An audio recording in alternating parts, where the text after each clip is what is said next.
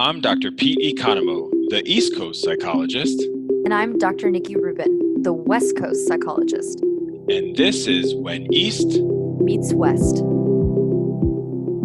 Pete, one thing that you and I really like to use, both clinically and in our personal lives, is humor, Yeah. right?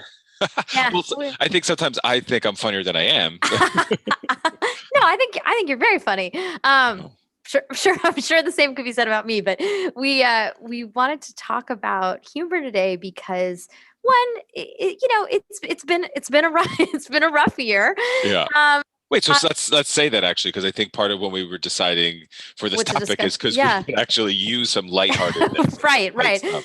Yeah, we're like, we've been wanting to talk about humor for a while. Today seems like the day to do it. So, Let's so do it. let's do it. But also because, and this is something I don't know if a lot of folks think about this when they think about humor, is that humor really aids in cultivating flexibility. And it's something that we think a lot about in third wave cognitive Yes. behavioral therapies. We're trying to increase psychological flexibility. And interestingly enough, being able to um, have some lightness does help create perspective. And we'll talk in a minute too to distinguish that between, because sometimes humor could also be used as an avoidance strategy. Like I call Well, it I the, was I was thinking that too, because a lot of yeah, times if you work with couples, sometimes the couples use humor to deflect what's going on in their yeah. relationship I, or I like to call it the Chandler Bing syndrome, right? So yeah, I'll tell yeah. people, I'm like, sometimes I'll be like, you kind of have Chandler Bing syndrome. You're like self-deprecating to like, or making fun of something to move away from what's uncomfortable. So I think we Yes. want to distinguish between that as well. Yeah. So maybe we could start before we move into the the not so helpful parts of humor. I don't know, like how does that come up for you, not just clinically, but I don't know, in your life? Like when, like, is that like a value hold in high regard? Is it something you're actively connecting with, or just kind of shows up randomly? Yeah, I mean, I think it's about being amused. I mean, that's part of the Yes. Oxford definition. And Oh, you love I you know love you those. like I know you like yourself I do. some I do.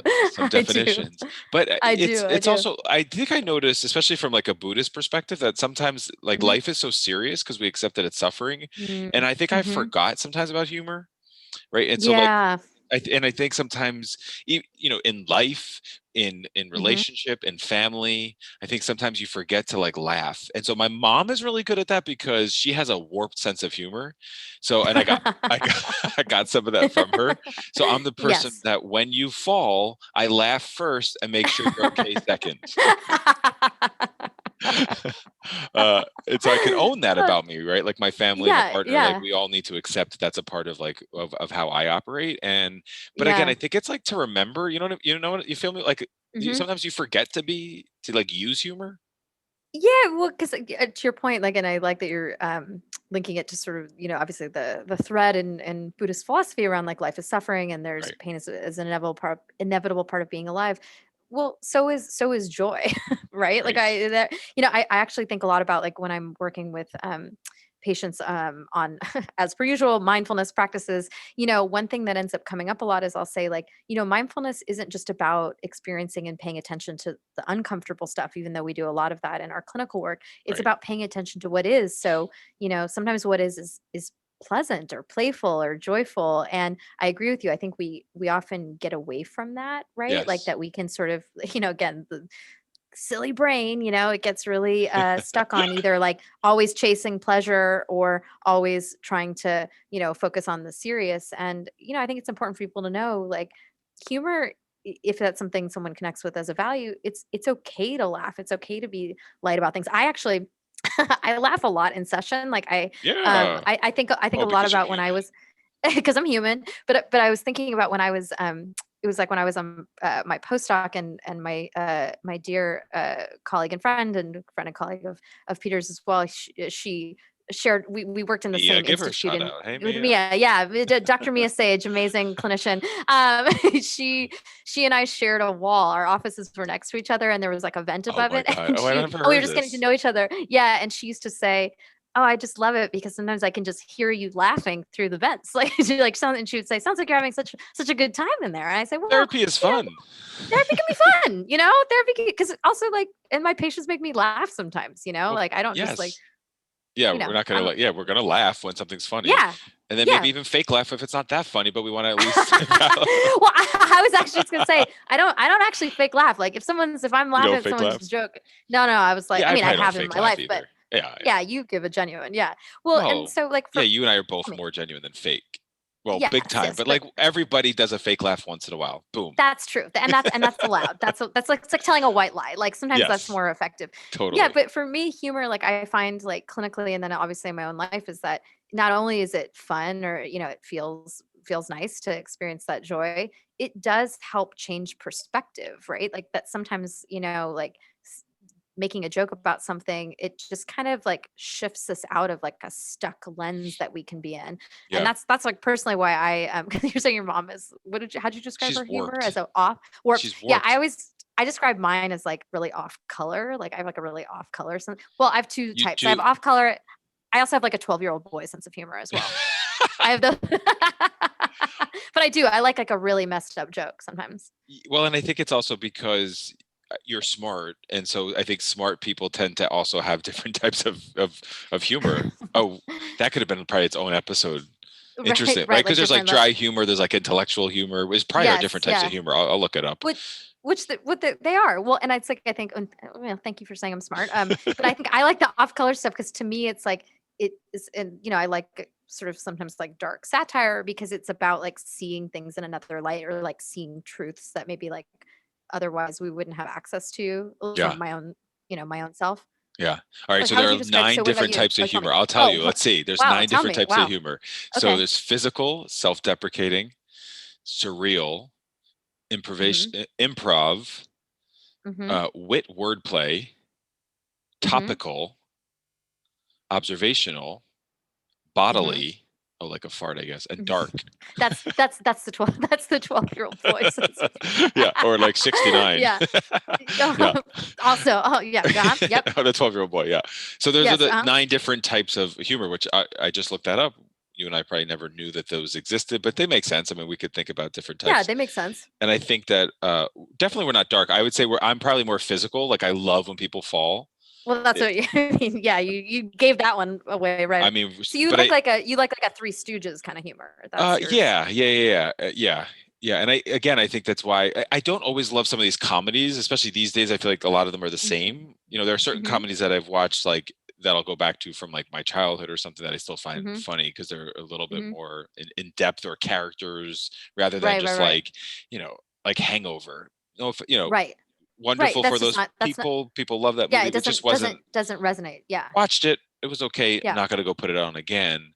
But I Mhm. do think that like, and my go-to, like when I'm feeling down or know Mhm. that I've been lacking humor, America's Mhm. Funniest Home Videos. Yeah, Still, you really like the physical it's like the comedy. 30th See season and still. see, and then for me, when I hear that, it's actually funny now that you're talking about this because I don't think I totally knew this about you, honestly, Which part? that you loved physical comedy so Yeah, I don't know much. if I ever really framed it either. Like I think, Like because I think because Pete and I we laugh a lot. You yeah, probably can tell from the podcast. our We microphones. laugh. Yeah, sorry. One day we'll Yes, have good microphones, maybe. well, one day we'll get better. You won't hear the weird the p The sound, the p sound, which I'm sure is very annoying. So Thank you my for apologies. tolerating that. Yeah, yeah. But You we 200 because I people would listening out there. right. Our Oh, that friends. was self-deprecating humor. I just used it. That There it was is. there. You did there. It Yay. is. Well, so I was gonna say, so maybe like in my experience when you and I are joking together, like maybe we do some self-deprecating humor, but Yeah. I experience you as having like that off-color humor quite a bit. Like you can do some zingers Oh, in that way. yeah. I could go. Yeah, I could. I don't know. I wonder if that I should have read the description. I wonder if that's the dark because like I also there should be a category of like politically incorrect. That's what I'm saying. It's like it's kind of dark. It's like off. That's why I say like off Yeah. color. It's like something that Off color. Yeah. it. Yeah, Yeah, I could throw down with that. Yeah, yeah. I was gonna Because say that's how I but I experience you. think when you do some like intense cultural training like I do, Mhm. or like we've done, you want to well, and also like for example, like say if you work in as you and I met in Newark with some pretty Mhm. intense pathology cases Mhm. Mhm. with like thinking about the Newark ER, psych Mhm. ER. And Yeah. so a lot of staff that work there full time, they use we would call them cynical or judgmental, and they use humor for preservation for a job that is really intense like that. So I think people use Ye this as right?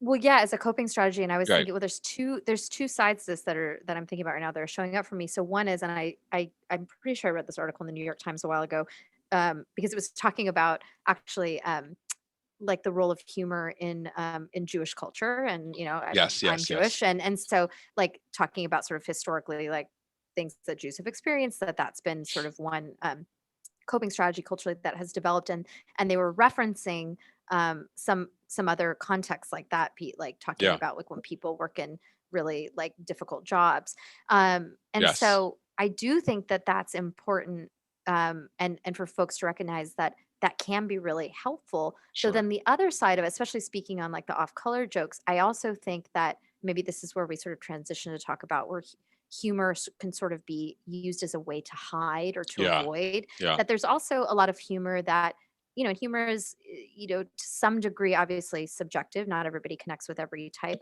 Some of it, though, would, is offensive, right? Or is not Right. sensitive. And Yeah, yeah, people can yeah. sort of use it. They'll say, this shows up in our culture a lot where people say, well, I was just joking. Yeah. I was just joking. And it's like, well, but that's actually cruel what you're saying, right? Or Yeah. unkind or insensitive or um, narrow-minded, right? Yeah. And I think that it's very hard sometimes for people to recognize like where, like, I don't know, like sometimes like where's the line, but even more so like sometimes like when is it, if you think of it from a functional perspective as behaviorists that we are, what is the function to connect with others, right? Right. And to experience joy, or is the function to elevate oneself, put somebody else down, or to avoid, right? Yeah. Well, that's beautiful from a behavioral perspective because we know, and as you talked about humor, the self-deprecation, when I read that, like that's huge for comedians, right? Like there's so Hmm. many, I guess I don't know if there's like research on this, but certainly like the case studies that a lot of comedians were super depressed. Right. Many are not Yes. even alive today because they took their lives Right. Or they struggled with severe substance dependence, right? with Or they substance like a use. lot of, I'm thinking of like, Chris Farley or Yeah. uh, Robin uh Williams. yeah, Robin Williams. Yes. Yeah. Yeah, there's Yeah. a lot of comedians, yeah, that were really So it's suffering, it's this though on the avoidance, right? Like this inability or difficulty to contact what is. And so I think that's where Mhm. behaviorism comes in, where we're trying to bring what is, Mhm. embrace it. And so like I embrace, like there's some times when I'm like, look, it's been a day, it's been a week, Mhm. America's Funniest Home Videos. And Right. honestly, I'll Mhm. I'll watch myself from a mindfulness perspective. Mhm. I both zone out and I watch myself Mhm. start to feel better, right? Like Yeah. a couple Yep. good laughs, Yes. a Yep. couple good laughs. It's usually a fall down the stairs. Mhm. It's something that I watch. Right. Right. That's what Uh, that right. but I was also thinking like, so Saturday Night Live had Dave Chappelle host recently, and Yes, I just watched that one. right, and so I was wondering like, again, some self-deprecation there, but also like he goes in on He race, he does. goes in on Yes. politics, and that I think speaks to what yours the description you gave about say Jews with some of the humor and how it is insulting. Mhm. And there's certainly people, especially in today's political world, that listened or watched that episode of Saturday Night Live and they were like, well, type of thing. Oh my god, I just cursed because that's what he does too. Sorry. Well, That's that's right. I don't know if we We have can rules make it on an that. it's I think we all have to just say it's explicit. That's Maybe fine. I'll have him Hopefully, no, yeah. bleep it out.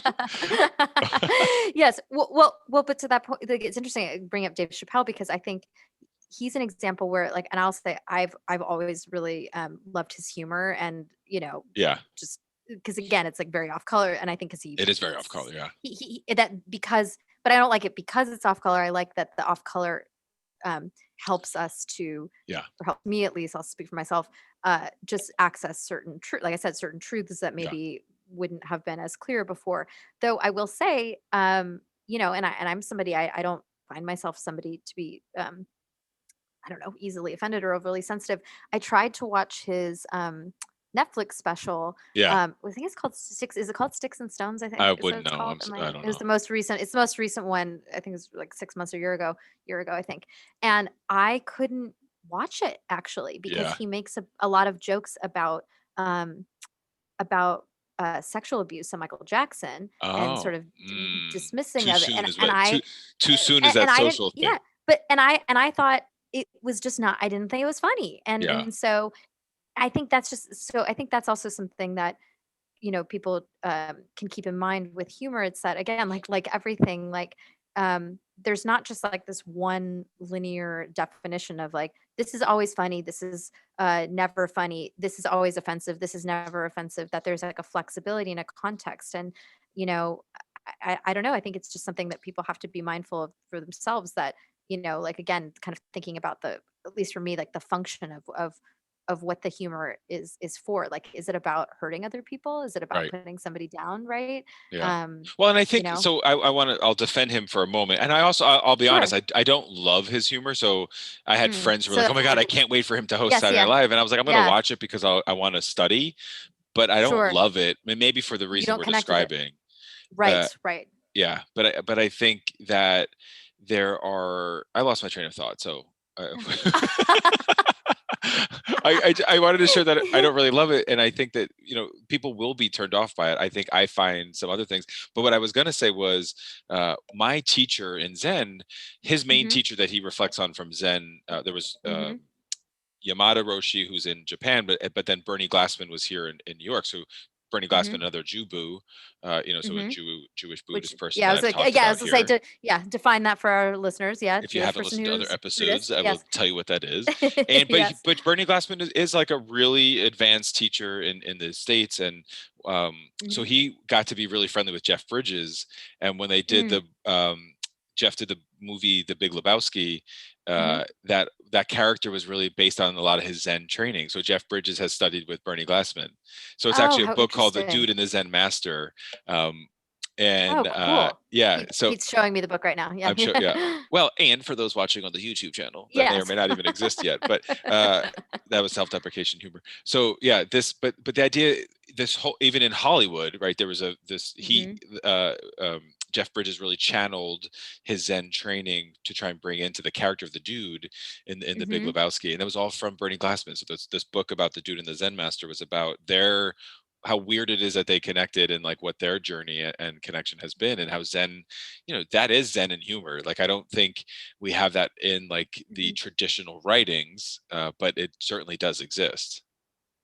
Well, so that's really interesting and cool to hear too, because Yeah, that makes me think like, well, if even if it's not maybe outlined in like you said, the traditional, what are they called, koans? Is that right? Am I koans. Yeah, remembering that? yeah. Yeah, like maybe there's not one, maybe there's not one about humor. That also, like, if the idea is about gaining perspective and flexibility, like humor is can be a vehicle for that. And I don't. This is I feel like I've read some things where you tell me if I'm wrong. I feel like the Dalai Lama is like kind of funny. I think he's like said some Well, I've never lighthearted met him. things. Well, from what But he from is. what Every I've time read, yeah, I've seen him 2 or 3 times, and he is funny. Like one time at one right, event, you could send in a question, and someone asked a question, and he made a joke about like cell phones, and he also made a joke about like you're not just going to go sit up on the mountain by yourself meditating. right. Yeah, no, he can be. Well, to your point, I think it's about the flexibility. I think through meditation and Hmm. mindfulness, we can find humor, In and this difficult life, in this in this difficult life, and in any of those 9 different yeah. kind of ways.